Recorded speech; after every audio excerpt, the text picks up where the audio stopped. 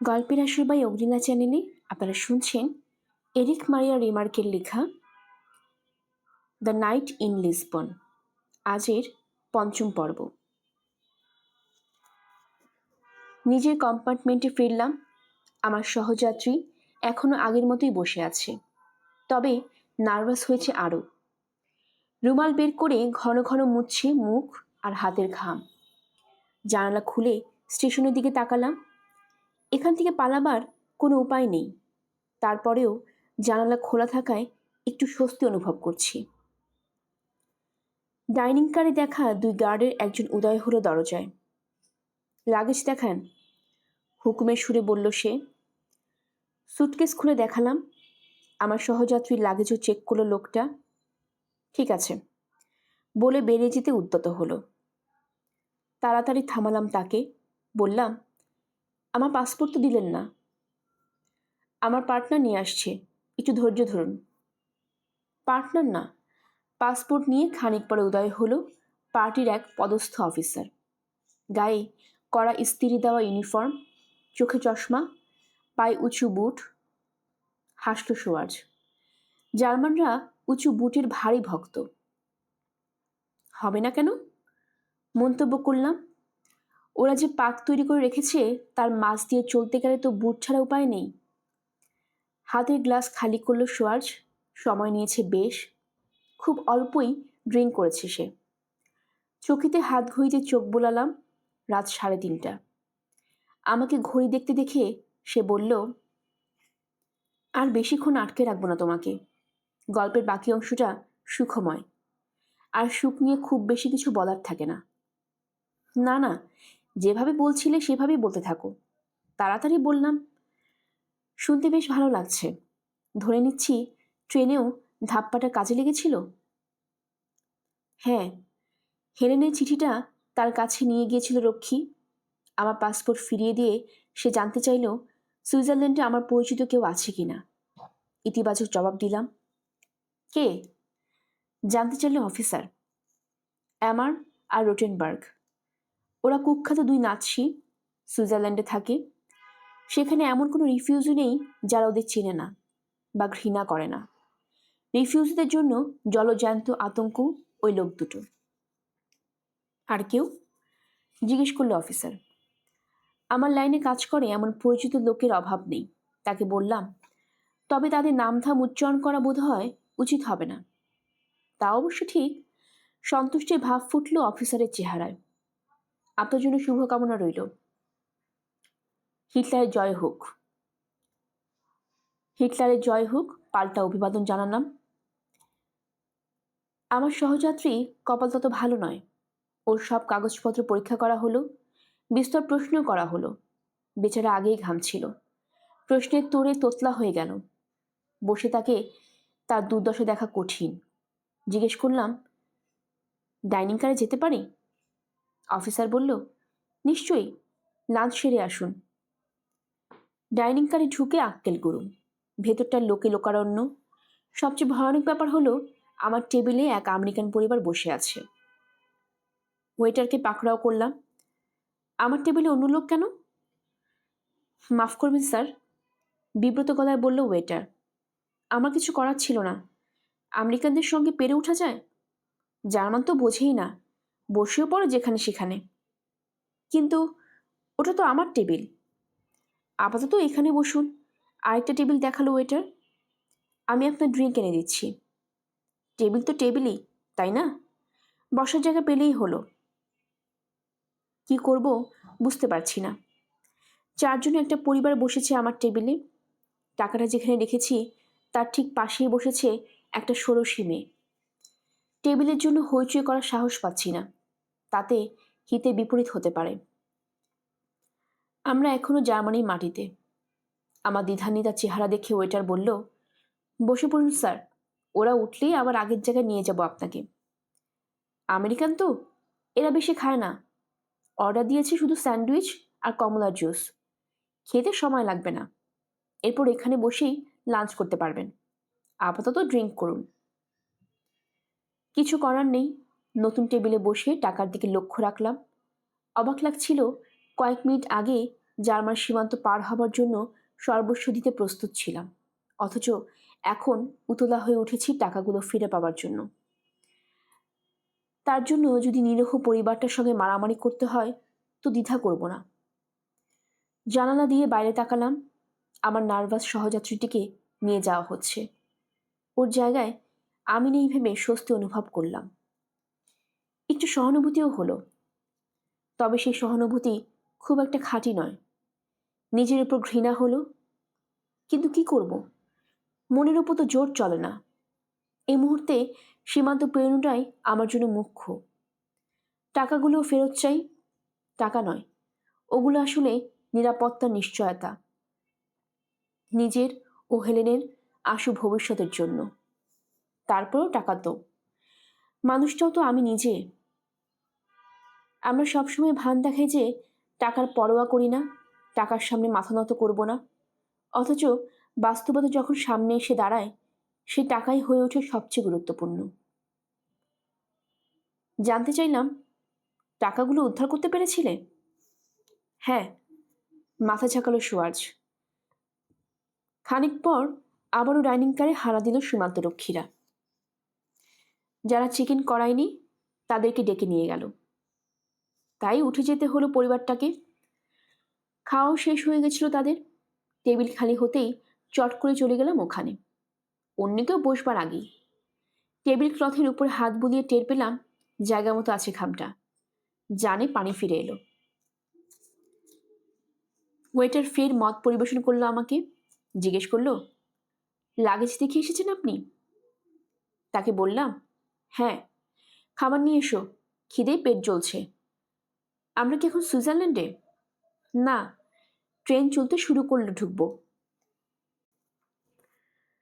কিচেনে চলে গেল ওয়েটার। ট্রেন ছাড়ার অপেক্ষায় রইলাম আমি। অধৈর্য হয়ে উঠেছি। জানলা দিয়ে প্ল্যাটফর্মে লোকজনকে দেখছিলাম। বেখাপা পোশাক পরা এক বামুন ঠেলাগাড়ি নিয়ে ঘুরছে, আপ্রাণ চেষ্টা করছে অস্ট্রিয়ান মদ আর চকলেট বিক্রির। আমার সহযাত্রীকে ফিরে আসতে দেখলাম, একাই ফিরছে। ছাড়া পেয়েছে নিশ্চয়ই। হাঁটছে তাড়াহুড়ো করে। ওয়েটার ফিরে এলো, আমাকে বলল, আপনি দেখি পানির মতো মদ গিলছেন। কি বললে? সচকিত হয়ে উঠলাম। বোতল খালি করে ফেলেছেন তো? বোতলের দিকে তাকালাম। ঠিকই বলেছ, তলানিতে গিয়ে ঠেকেছে। কখন যে ড্রিঙ্ক করতে শুরু করেছি নিজেও জানি না।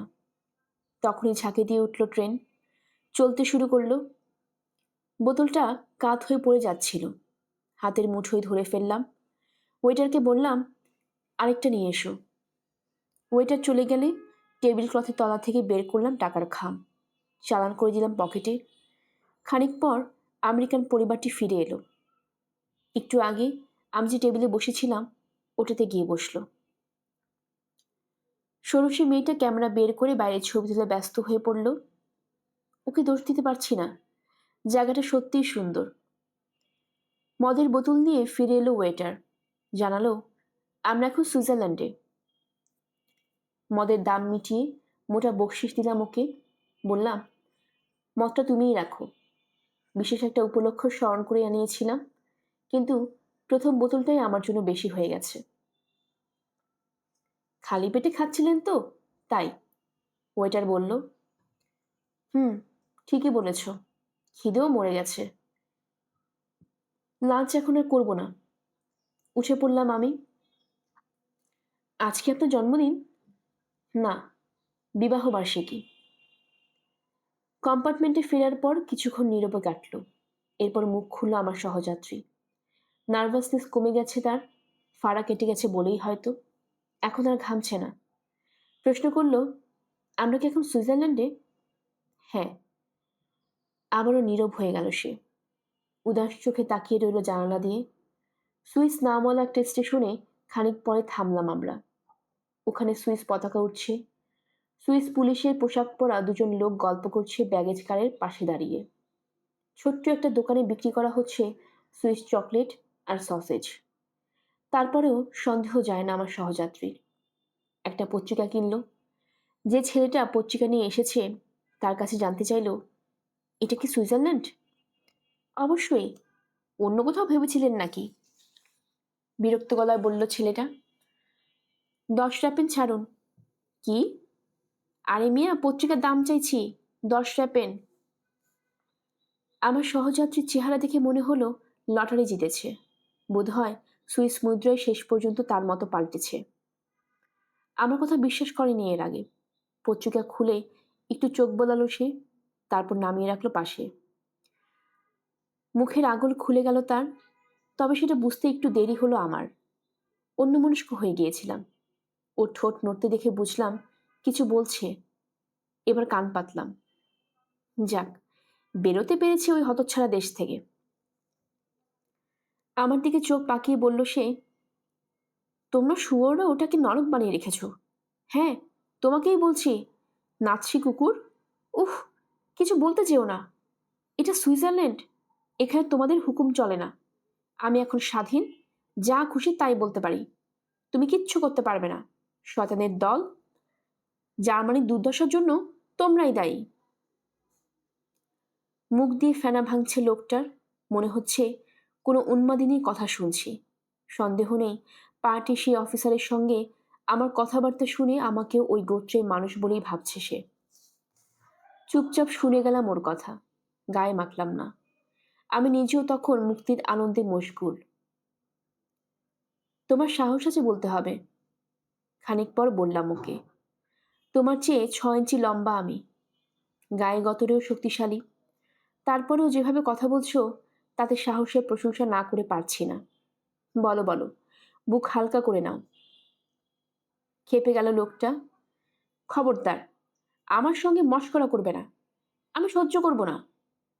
এখন আর নাৎসিদের রাজ্যে নেই তুমি। এমন শিক্ষা দেব, শয়তান কোথাকার। মনে নেই কি করেছো তোমরা আমার পরিবারের সঙ্গে? বলতে পারো আমার বুড়ো বাপ কি দোষ করেছিল? আমাদের সর্বনাশ তো করেছই, আর এখন কিনা চাইছো পুরো দুনিয়া আগুন লাগাতে। আপনার ধারণা যুদ্ধ হবে? এমন ভাব করছো যেন কিছুই জানো না। সহস্র বছরের নাৎসি সাম্রাজ্য আর অত শত অস্ত্রশস্ত্রের উদ্দেশ্য কি? যুদ্ধই তো নাকি?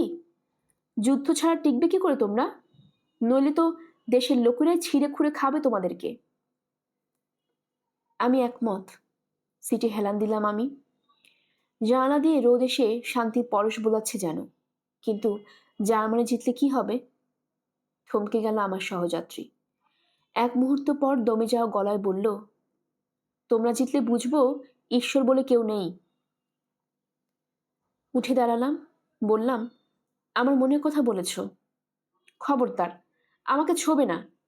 হিসিয়ে উঠল লোকটা। ইমার্জেন্সি ব্রেক টেনে তোমাকে ধরিয়ে দেব আমি।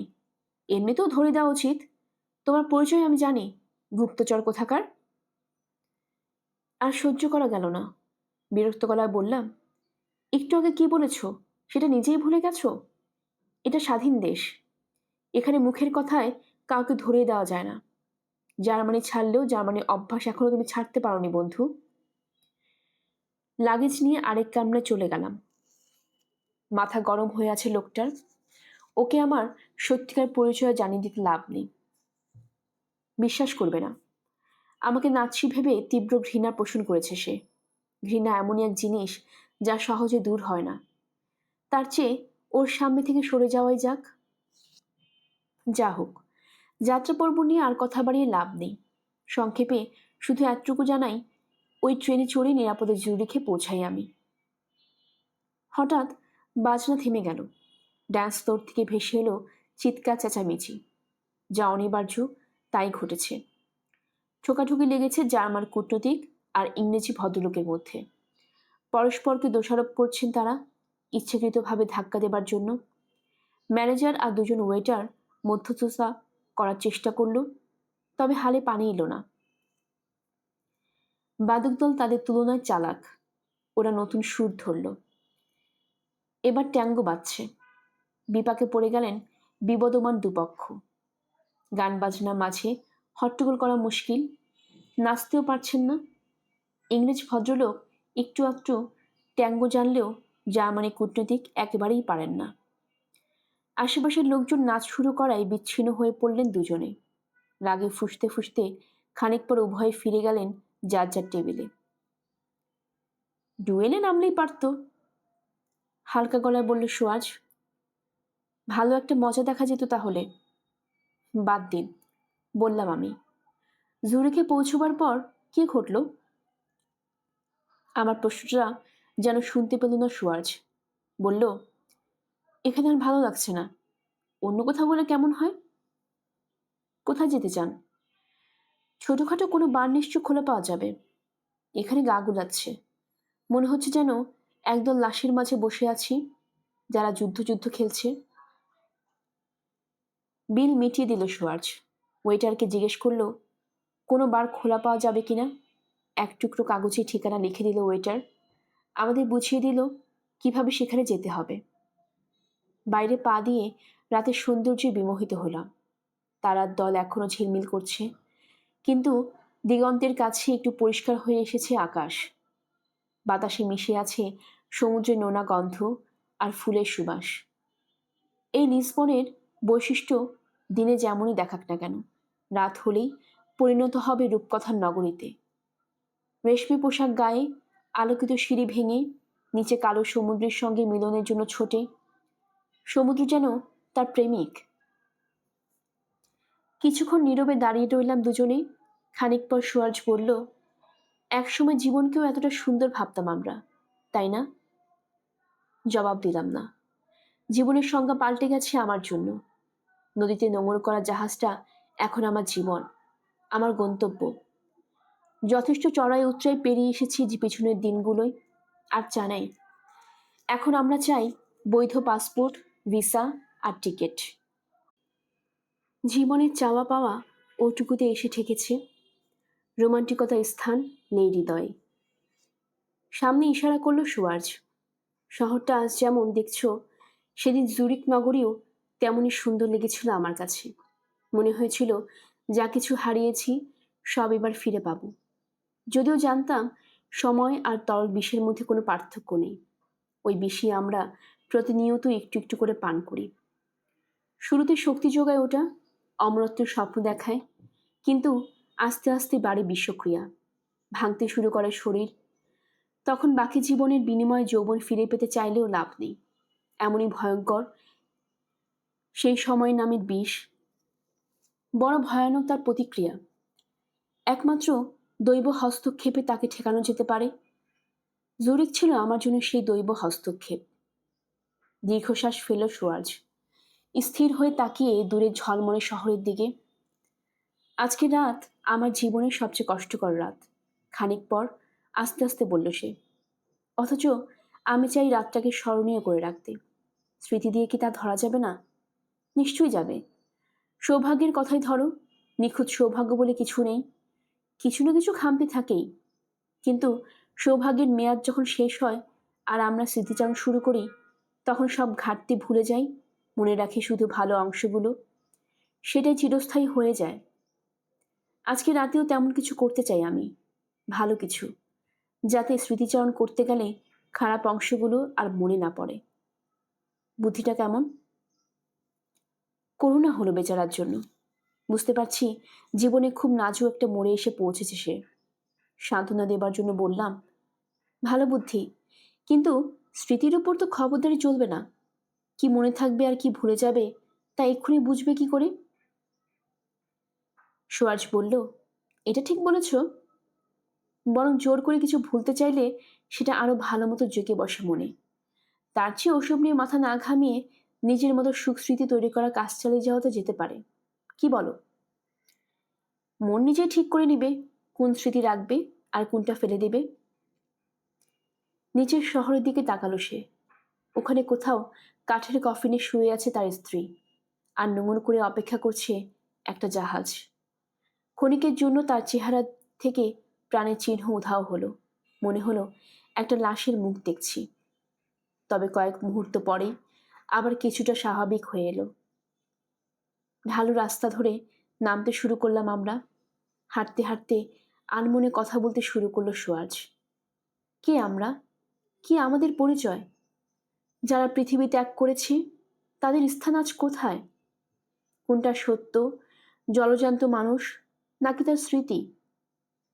আমার স্ত্রীর কথাই ধরো। যতদিন বেঁচে ছিল আলাদা একটা সত্তা ছিল ওর, কিন্তু মৃত্যুর পর এখন তার স্মৃতি, তার অস্তিত্ব একান্তই আমার।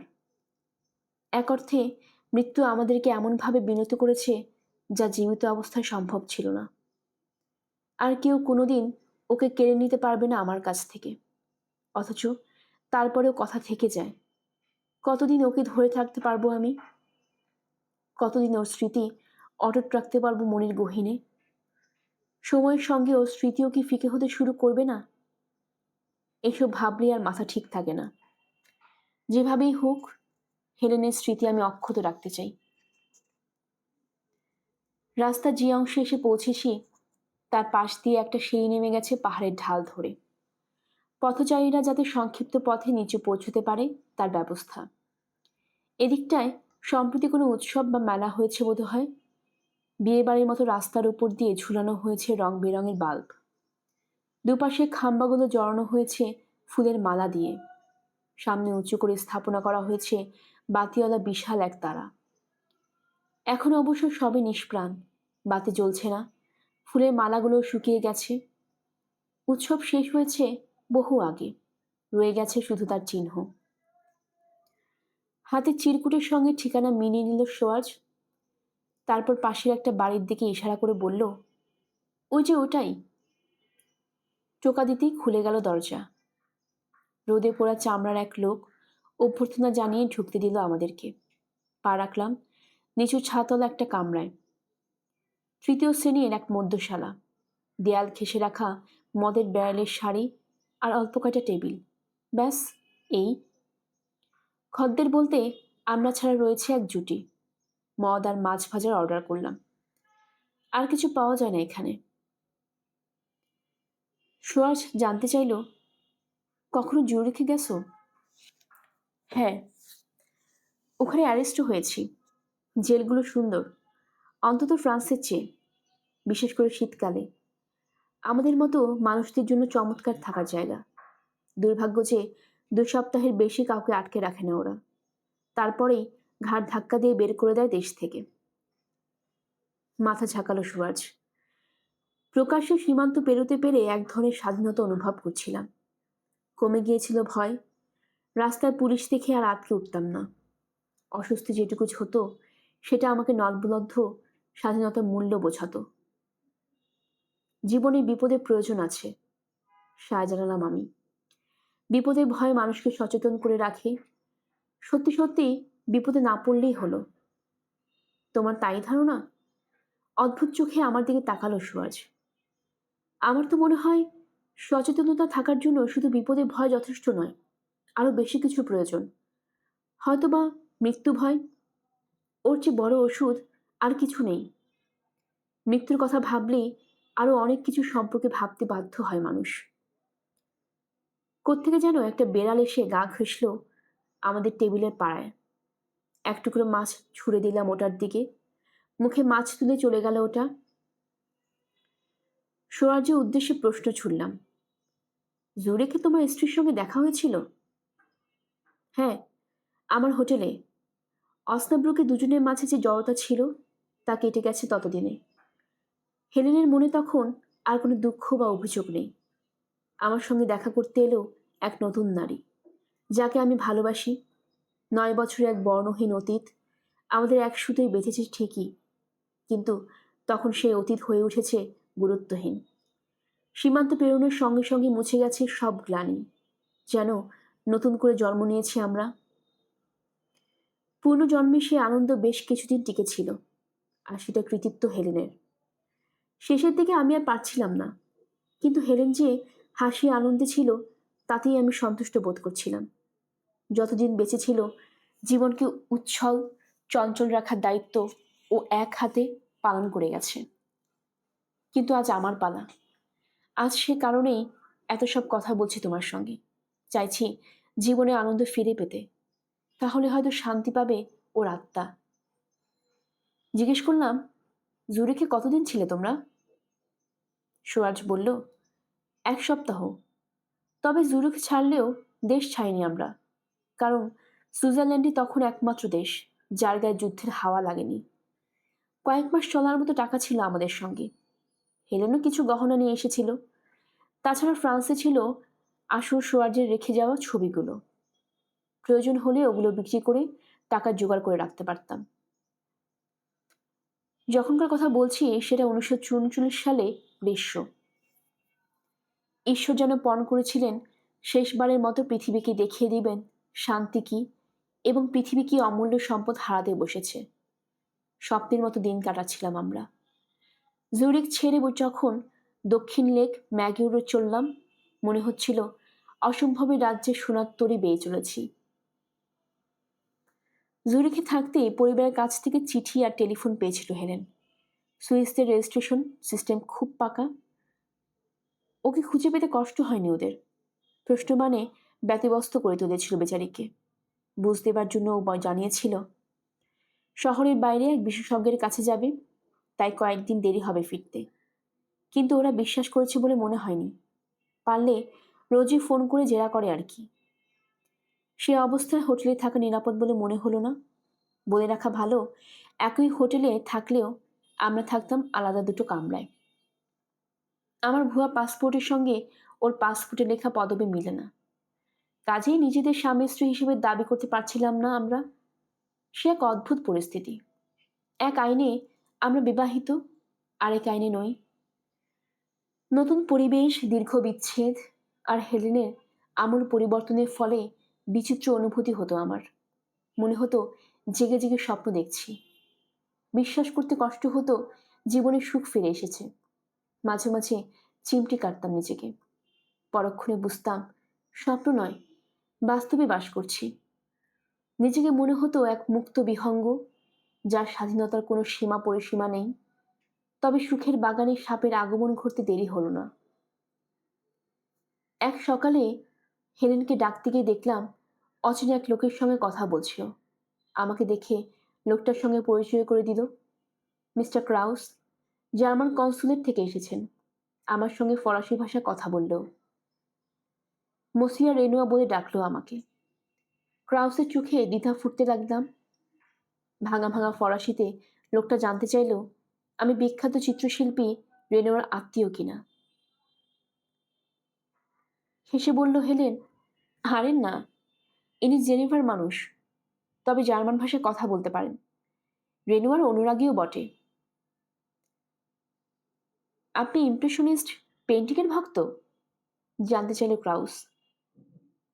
হেলেন বলল, শুধু কি ভক্ত, সংগ্রহশালা আছে ওর। অল্প কটা ড্রয়িং, বলার মতো কিছু না। কপট বিনিময় দেখালাম। আসলে তো একটাও নেই। সোয়ার্জ যে কটা ড্রয়িং দিয়ে গেছে সেগুলোকে সংগ্রহ বলা যায় না। তারপরেও তাল দিলাম হেলেনের কথায়। ওর বুদ্ধিতে এখন পর্যন্ত টিকে আছি। কনসেন্ট্রেশন ক্যাম্পে যেতে হয়নি। উইন্টার থারে অস্কার রাইনহার্টের সংগ্রহশালার ব্যাপারে জানেন? সোৎসাহে জিজ্ঞেস করল ক্রাউস। মাথা ঝাঁকালাম। রাইনহার্টের কাছে একটা ভ্যান গগ আছে। ওটার জন্য আমি জীবনের 1 মাস কাটিয়ে দিতে পারি। 1 মাস? কপট বিস্ময় দেখালো হেলেন।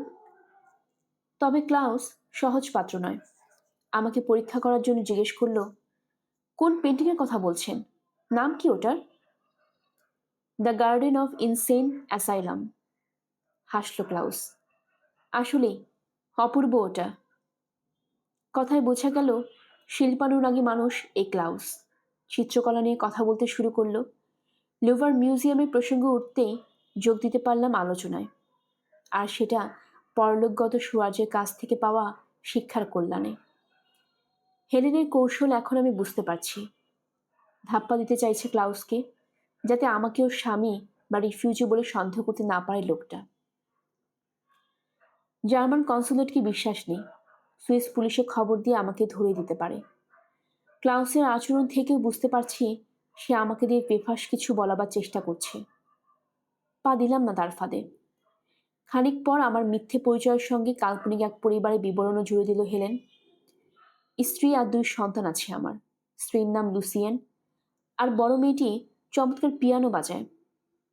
পালা করে আমাদের দুজনকে দেখল ক্লাউস। শেষে নতুন টোপ ছুড়ল। আবারও দেখা করার প্রস্তাব দিল শিল্প অনুরাগের ছুতোয়। লেকের ধারে রেস্টুরেন্টে নাকি চমৎকার মাছ রান্না করে, ওখানে একদিন আমরা লাঞ্চ করি কিনা। পেন্টিং নিয়ে আড্ডা দেওয়া যাবে। এই ধরনের আলোচনার জন্য বোদ্ধা মানুষটাকে পাওয়াই যায় না। সমান আগ্রহ নিয়ে রাজি হবার ভান করলাম। বললাম, নিশ্চয়ই, মাস 3 পর ফিরে আসছি সুইজারল্যান্ডে, তখন অবশ্যই দেখা করব। ফিরে আসছেন মানে? ভ্রুকুটি করল ক্রাউস। আপনি না জেনেভায় থাকেন? উহ, জেনেভায় আমার জন্ম, কিন্তু থাকি ফ্রান্সের বেলফাতে। ফ্রান্সের ঠিকানা বললাম কারণ জানি ওখানে জার্মান কর্তৃপক্ষ খোঁজ দিতে পারবে না। মাথা ঝাঁকিয়ে চলে যেতে উদ্যত হলো ক্রাউস। শেষ মুহূর্তে জিজ্ঞেস করলো, আচ্ছা, আপনাদের পরিচয় হলো কিভাবে? দুজনেই তো 2 জায়গার মানুষ। ডাক্তারের অফিসে, মিস্টার ক্রাউস, সহজ গলায় বলল হেলেন। রোগ তো আর জায়গা বুঝে আসে না। বুঝতে পেরেছি। অপ্রতিভ ভঙ্গিতে হাসল ক্রাউস। তাকে একটু বেকায়দায় ফেলার জন্য বললাম, রেনোয়ার ব্যাপারে আমরা আগ্রহ দেখে একটু অবাক হয়েছি, বুঝলেন। আমার ধারণা ছিল রেনুয়াকে জার্মানরা ক্ষয়িষ্ণু বলে ভাবে। ক্রাউস বলল, সত্যিকার সমস্তটা ভাবে না। তারপর বিদায় নিয়ে চলে গেল। হেলেনকে খানিক পর জিজ্ঞেস করলাম, কে লোকটা? আমার ভাইয়ের পাঠানো চর, আমার ব্যাপারে খোঁজ দিতে এসেছিল। তোমাকে খবর পাঠাতে চেয়েছিলাম, কিন্তু তার আগেই তুমি চলে এলে। গিয়ে কি রিপোর্ট দিবে কে জানে, ভাবসাব ভালো ঠেকছে না। শীতল একটা স্রোত বয়ে গেল আমার শির দ্বারা বেয়ে। সীমান্ত পেরিয়ে আমাদের কাছে চলে এসেছে গেস্টোপোর থাবা। বুঝিয়ে দিল আমরা এখনো পুরোপুরি মুক্ত নই। ক্রাউস নাকি হেলেনকে সময় সুযোগ করে কনসুলেটে যেতে বলেছে। পাসপোর্টে নতুন একটা সিল দিতে হবে, এক্সিট ভিসা। হেলেন বলল, ওটা নাকি নতুন নিয়ম, আমি চলে আসার পর চালু হয়েছে। আমি বললাম, মিথ্যে কথা, অমন কোনো নিয়ম চালু হলে নিশ্চয়ই জানতাম।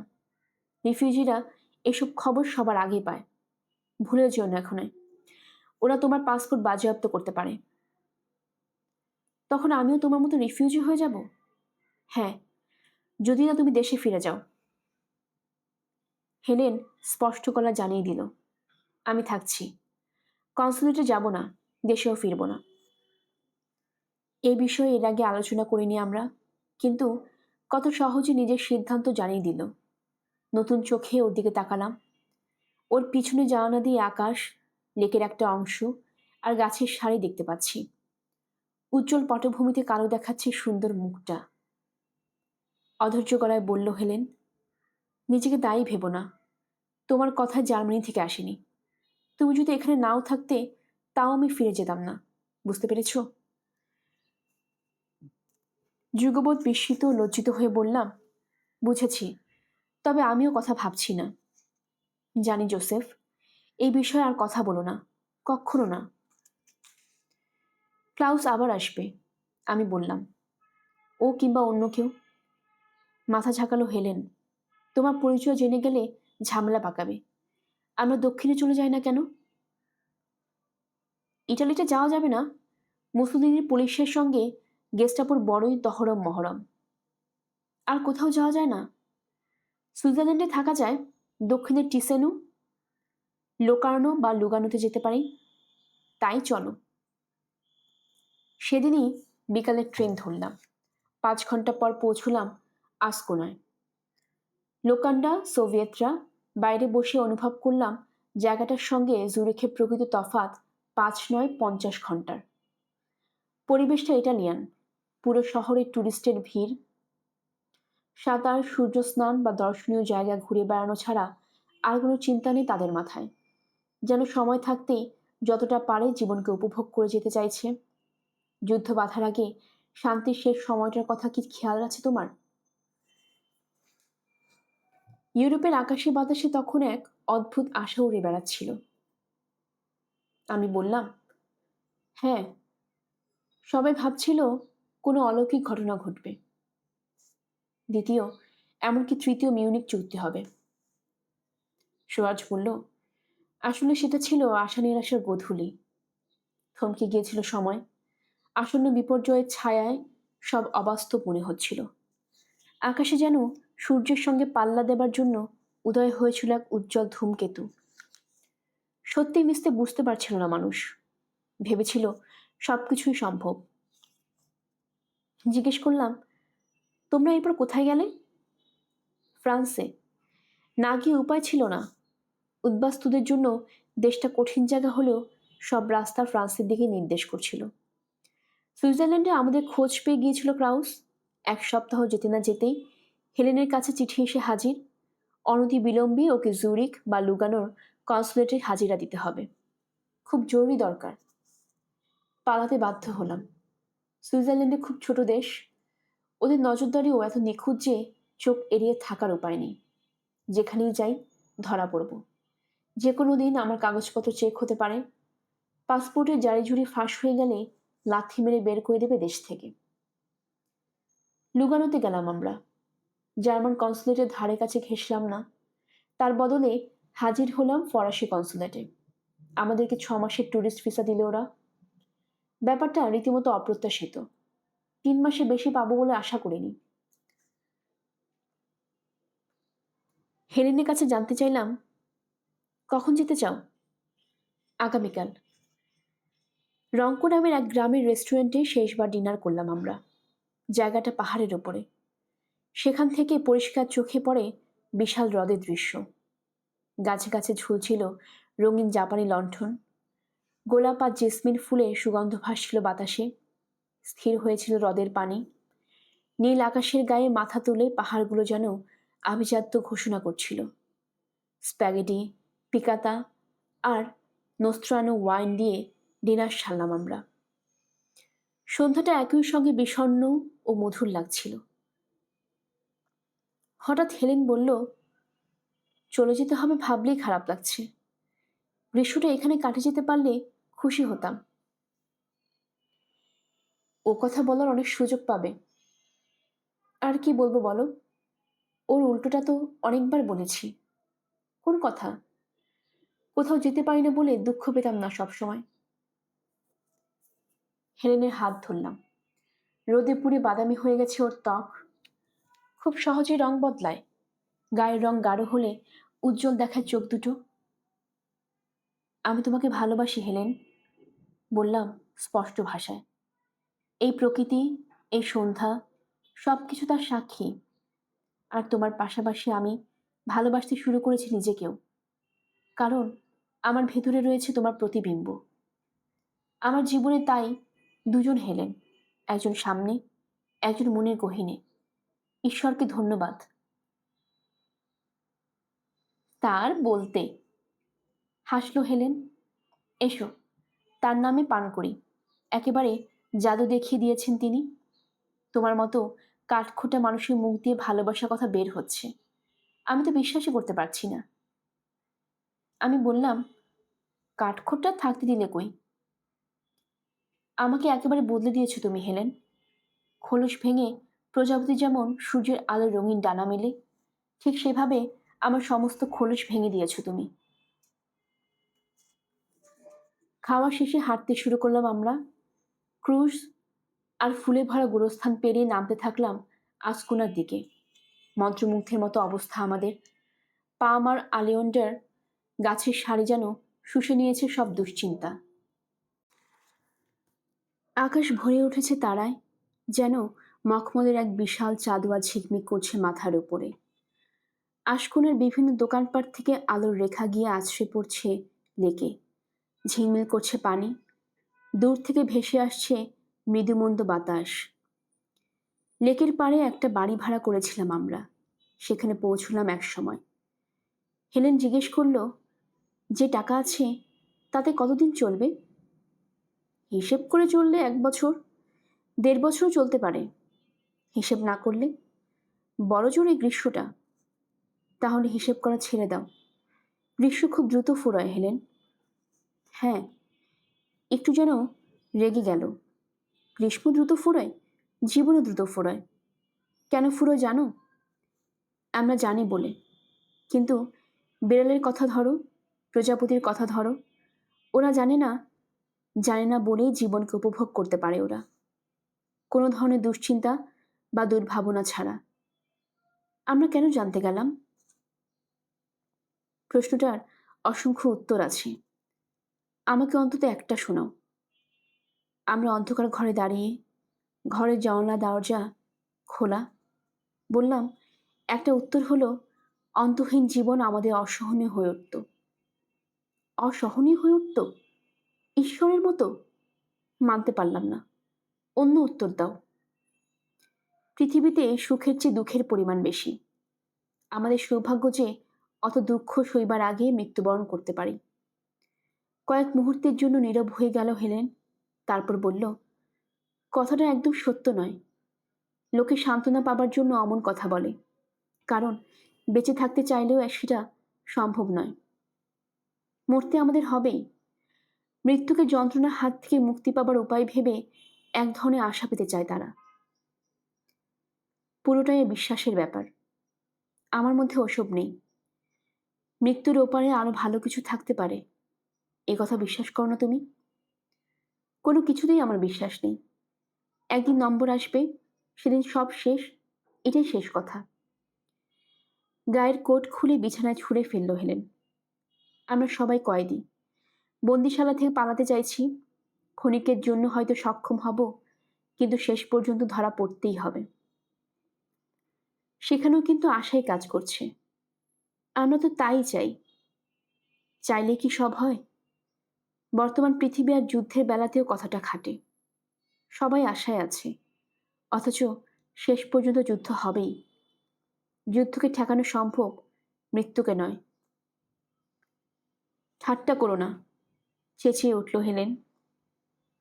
ওর দিকে এগুলাম, কিন্তু আমার বাহুতে ধরা না দিয়েও বেরিয়ে গেল দরজা দিয়ে।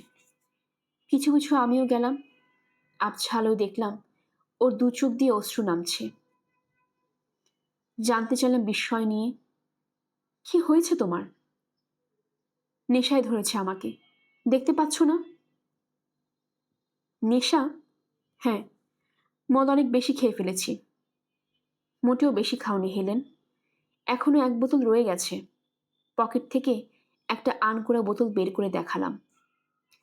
বাড়ির পেছনে আঙিনায় একটা পাথরের টেবিল রয়েছে, ওটার উপরে মদের বোতল রেখে আমি বাড়িতে ঢুকলাম গ্লাসের খোঁজে। যখন ফিরলাম, হেলেন তখনও আঙিনা পেরিয়ে লেকের দিকে যাচ্ছে। সঙ্গে সঙ্গে অনুসরণ করলাম না ওকে। প্রথমে মদ ঢাললাম গ্লাসে। আকাশ আর প্রাণের মৃদু আভায় কালচে দেখাচ্ছিল সুরা ভরা গ্লাস দুটো। এরপর পিছু নিলাম হেলেনের। ও ততক্ষণে গাছপালার আড়ালে হারিয়ে গেছে। দুশ্চিন্তা হচ্ছিল ওর জন্য। স্বস্তির নিঃশ্বাস ফেললাম ওকে পানির ধারে দাঁড়িয়ে থাকতে দেখে। সম্মোহিতের মতো তাকিয়ে আছে লেকের দিকে, যেন অপেক্ষা করছে অলৌকিক কিছু দেখবার বা শুনবার জন্য। ওকে আশ্চর্য রকম শান্ত ও সমাহিত লাগছিল। দূর থেকে চুপচাপ দেখে গেলাম, কাছে গিয়ে ধ্যান ভাঙাবার চেষ্টা করলাম না। খানিক পর দীর্ঘশ্বাস ফেলে সোজা হলো। লঘু পা ফেলে নেমে গেল পানিতে। সাঁতার কাটতে শুরু করলো।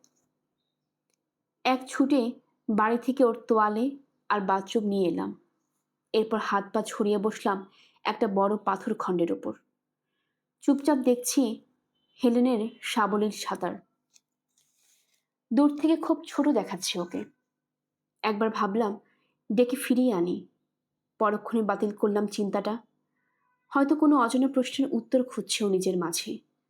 তার মাধ্যম হিসেবে বেছে নিয়েছে লেকের পানিকে। আমি তাতে বাধা দেবার কে? তার চেয়ে অপেক্ষা করা যাক। বড় একটা অর্ধবৃত্ত রচনা করলো হেলেন। তারপর সোজা পথে ফিরতে শুরু করলো আমার দিকে। পাথর থেকে নেমে পড়লাম।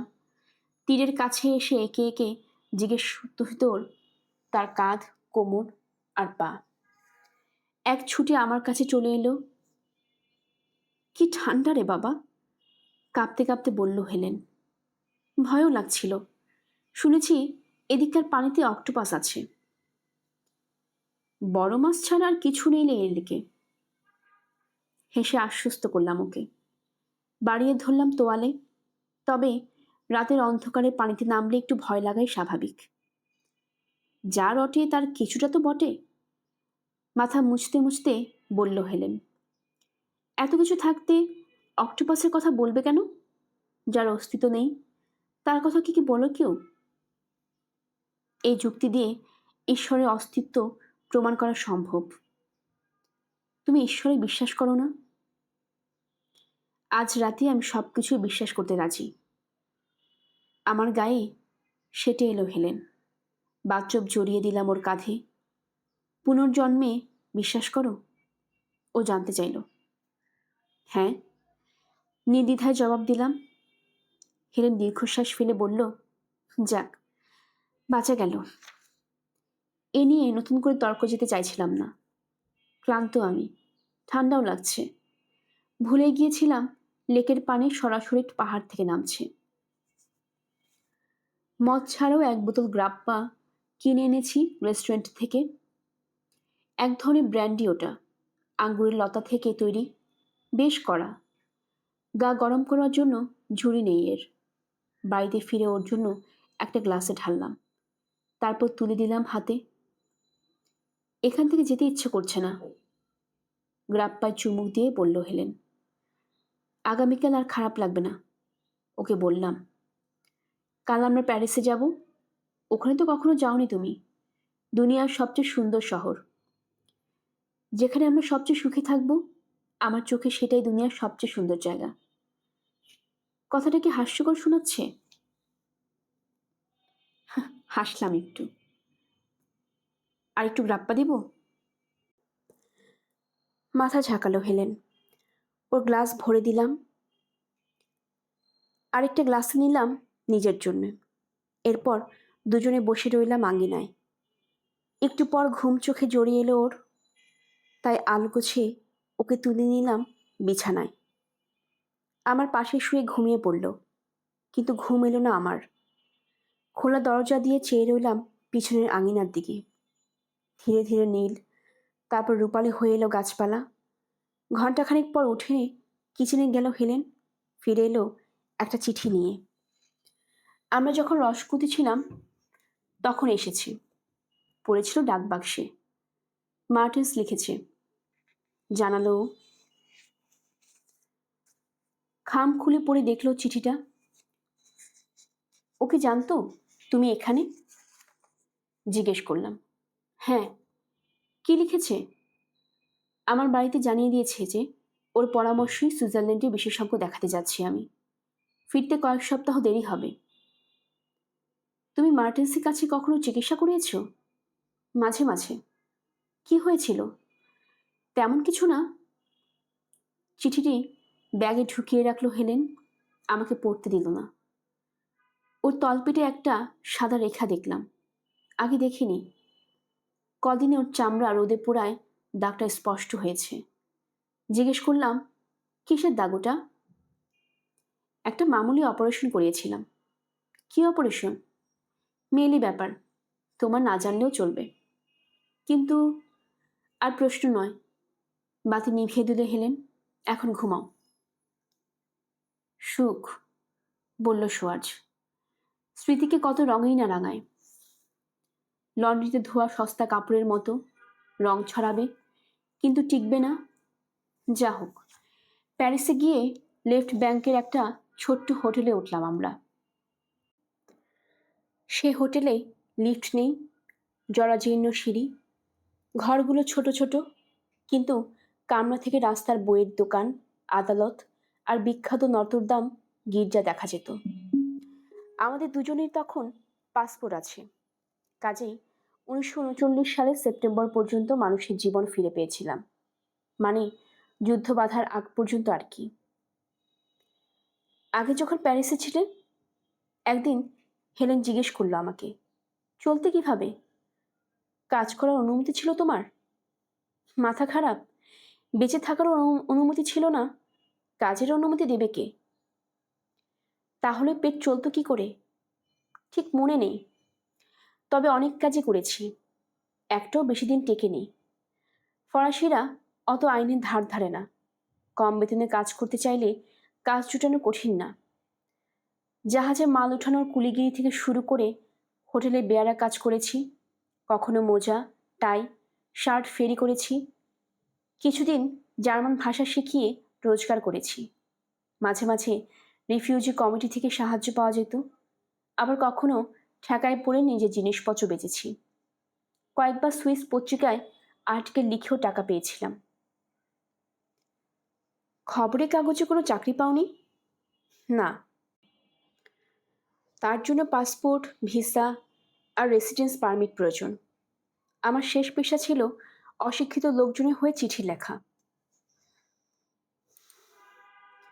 এরপরই পরিচয় হলো সুয়ার্জের সঙ্গে। নবজন্ম হলো আমার। নবজন্ম বলছো কেন? বলবো না, আমার সত্যিকার পরিচয় বিসর্জন দিয়ে নতুন একটা জীবন সহ্য করেছিলাম যে। নবজন্ম না বলে অন্য কিছু বলতে পারো। কি বলছি তাতে কিছু যায় আসে না হেলেন। দ্বৈত জীবন, দ্বিতীয় জীবন বা যাই বলি না কেন, ব্যাপার তো একই, তাই না? আমরা এক অর্থে স্মৃতিভ্রষ্ট মানুষ। অতীতকে ভুলে থাকি এই জন্যেই যাতে কি হারিয়েছি তা ভেবে কষ্ট পেতে না হয়। হাসলো হেলেন। তাহলে এখন আমরা কি অনুপ্রবেশকারী, ছদ্মনামধারী, নাকি অবয়বহীন প্রেতাত্মা? আইনত আমরা ট্যুরিস্ট, এখানে থাকার অনুমতি আছে আমাদের, কিন্তু কাজ করার নেই। বেশ, আমরা তাহলে কোনো কাজ করব না। চলো সেন্ট লুয়ে গিয়ে বেঞ্চিতে বসে রোদ পোহাই। এরপর আমরা ক্যাফে দু ফ্রান্সের সাইড ওয়াকের টেবিলে বসে জম্পেশ খাওয়া দাওয়া করব। প্ল্যানটা কেমন? চমৎকার, হাসলাম আমিও। ওর প্ল্যান মোতাবেকই চললাম আমরা। ছোটোখাটো কাজ খোঁজা ছেড়ে দিলাম, মেতে উঠলাম নিজেদের নিয়ে। দিনের পর দিন সময় কাটাতে থাকলাম একসঙ্গে। বাইরের দুনিয়ায় তখন তুফান শুরু হয়েছে। সৈন্য মোতায়েন হচ্ছে, ঘন ঘন বৈঠক বসছে মন্ত্রিসভার, আগুন ছড়াচ্ছে সংবাদপত্র, কিন্তু সেসবের সঙ্গে কোনো যোগাযোগ ছিল না আমাদের। নিজেদের ছোট্ট পৃথিবীতে আমরা কোনো আঁচ আসতে দিইনি। আমরা যেন ভিন্ন কোনো জগতে বাস করছিলাম, ভিন্ন কোনো সময়। গল্প থামিয়ে হঠাৎ আমার দিকে তাকালো সুয়াজ। সে কি? আমার কথা তো তোমার বিশ্বাস হচ্ছে না? ক্লান্ত বোধ করছি আমি, কিছুটা অধৈর্য। সেটা চাপা দিতে পারছি না চেহারা থেকে। সুখের গল্পে কোনো আগ্রহ পাচ্ছি না, একাত্ম হতে পারছি না সুয়ার্জের অনন্ত জীবন দর্শনের সঙ্গে। হাই তুলে বললাম, কি জানি, আমার ধারণা শুধুমাত্র মৃত্যুর পর ভিন্ন জগৎ বা ভিন্ন সময় যাওয়া যেতে পারে। অনন্ত জীবন বলে যদি কিছু থেকে থাকে তো সেটা মৃত্যুর পরেই। কিন্তু জীবন্ত অবস্থায় আমরা যাই করি সেটা বাস্তব জগতের অংশ, চলমান সময় সংঘটিত হয়। না, আমি মানি না। খেপে গেল সুয়াজ। সময়কে কেন থামানো যাবে না? কেন স্মৃতিকে অটল রাখা যাবে না পাথরের মূর্তির মতো? সময় যদি নদীর মতো বহমান হয় তাহলে তো মুছে যাবে সব স্মৃতি, সব কীর্তি। তাহলে কি হবে আমাদের মৃত প্রিয়জনদের? ওরা যদি আমাদের স্মৃতিতেই না থাকলো তো থাকবে কোথায়? হেলেনের মুখ, পৃথিবীতে একমাত্র আমিই জানি সেটা। কি করে তাকে সঁপে দিই সময়ের হাতে? জানি পাগলের মতো শোনাচ্ছে কথাগুলো। একদিন আমার স্মৃতিও ফিকে হবে, ভুলতে শুরু করবো ওকে। সেটা ঘটবার আগেই স্মৃতিকে নিজের বাইরে ছড়িয়ে দিতে হবে।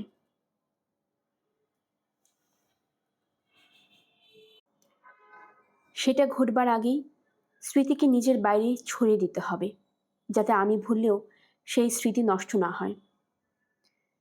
আমি বুঝতে পারছি, নরম গলায় বললাম। সেজন্যই আমাকে শোনাচ্ছ সব ঘটনা, তাই না? যাতে তোমার স্ত্রীর স্মৃতি অন্য কারো মাঝেও টিকে থাকে। বলতে দ্বিধা নেই, এভাবে কথা বলতে ভালো লাগছে না আমার। সন্দেহ নেই সামনে বসা মানুষটি একজন উন্মাদ, যুক্তিশীল উন্মাদ। তারপরেও উন্মাদ তো, কায়াহীন এক শত্রুর বিরুদ্ধে যুদ্ধ ঘোষণা করছে, কিন্তু দুঃখের স্বরূপ কিছুটা আঁচ করতে পারছি বলে উঠে যেতেও পারছি না। তার সঙ্গে বৈষয়িক লাভ তো আছেই। 2টো টিকিট দিয়েছে সে আমাকে। অজ্ঞতা আরো কিছুক্ষণ বসবো বলে ঠিক করলাম।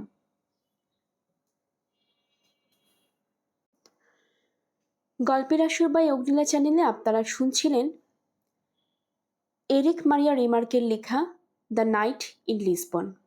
আজ ছিল এর 5ম পর্ব।